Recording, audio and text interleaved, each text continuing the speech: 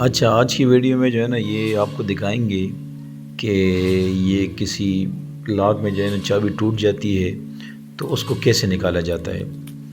तो अगर गाड़ी के अंदर या कोई ऐसी लॉक हो जिसके अंदर ये चाबी घुस जाए और उसके बाद ये टूट जाए तो उसके लिए क्या करना चाहिए। तो इस बंदे ने सही तरीका समझाया है।